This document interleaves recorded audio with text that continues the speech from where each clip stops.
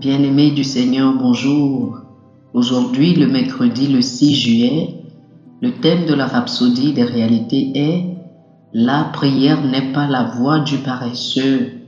La prière n'est pas la voie du paresseux. L'écriture du jour est Éphésiens chapitre 6, le verset 18. Éphésiens chapitre 6, le verset 18 nous dit « Faites en tout temps, par l'Esprit, toutes sortes de prières et de supplications. Veillez à cela avec une entière persévérance et priez pour tous les saints. »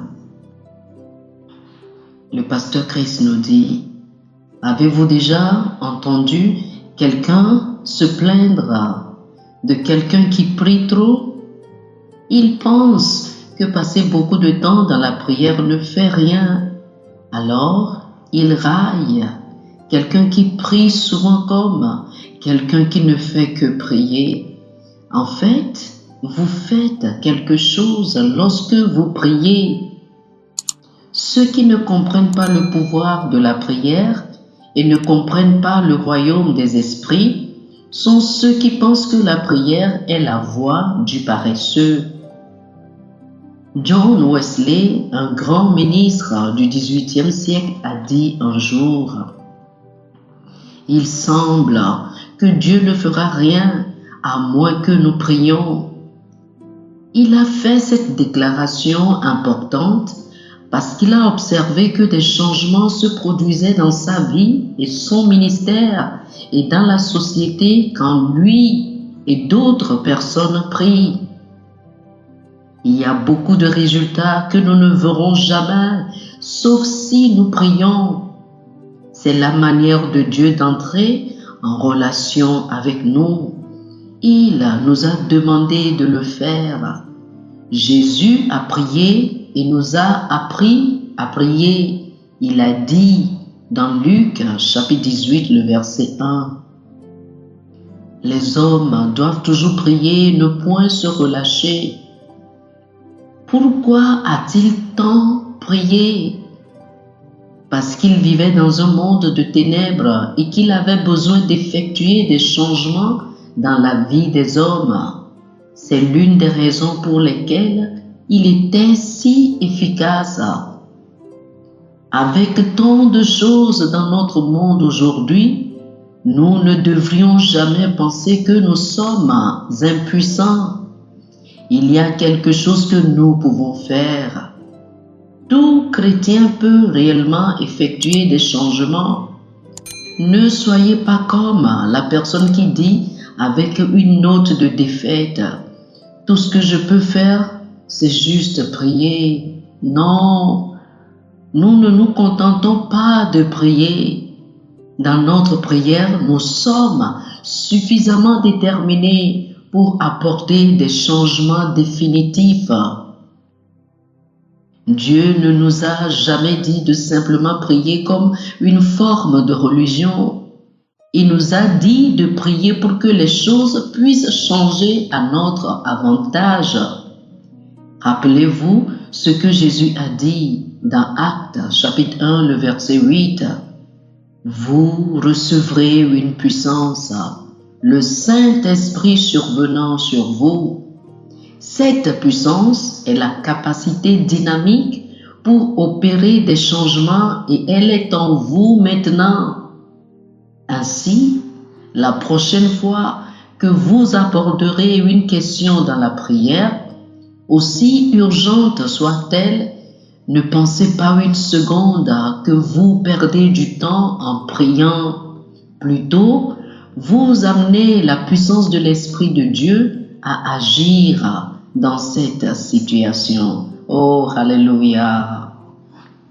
Chers amis, je vous prie de faire cette prière avec moi. Cher Père, je te remercie pour le privilège de la prière qui me donne l'opportunité de me ranger de ton côté et de faire respecter ta volonté sur la terre, d'exercer la domination sur les circonstances, sur Satan et ses cohortes des ténèbres. Merci pour la bénédiction de prier dans l'esprit et de prier selon ta volonté parfaite, en amenant la puissance de l'esprit à agir dans chaque situation. Au nom de Jésus. Amen.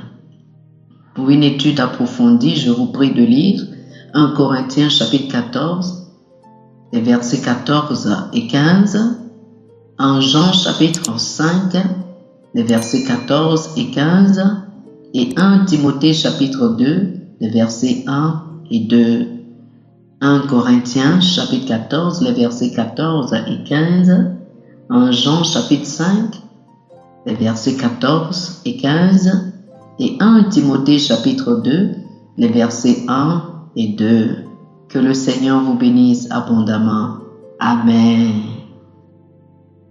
Chers frères et sœurs, nous espérons que vous avez été bénis par ce dévotionnel. Nous vous invitons à faire de Jésus-Christ le Seigneur de votre vie en priant ainsi. Ô Seigneur Dieu, je crois de tout mon cœur en Jésus-Christ, Fils du Dieu vivant. Je crois qu'il est mort pour moi et Dieu l'a ressuscité des morts. Je crois qu'il est vivant aujourd'hui. Je confesse de ma bouche que Jésus-Christ est le Seigneur de ma vie à partir d'aujourd'hui. Par lui et en son nom, j'ai la vie éternelle. Je suis né de nouveau. Merci Seigneur d'avoir sauvé mon âme. Je suis désormais un enfant de Dieu. Alléluia. Félicitations, chers frères et sœurs. Vous êtes désormais un enfant de Dieu. Pour recevoir plus d'informations sur comment vous pouvez grandir en tant que chrétien, ou plus pour avoir une copie de la Rhapsodie des réalités, une copie physique ou une copie électronique de ce dévotionnel, veuillez nous appeler sur le 00 228 91 74 69 79 00 228 91 74 69 79. Que le Seigneur vous bénisse abondamment. Amen.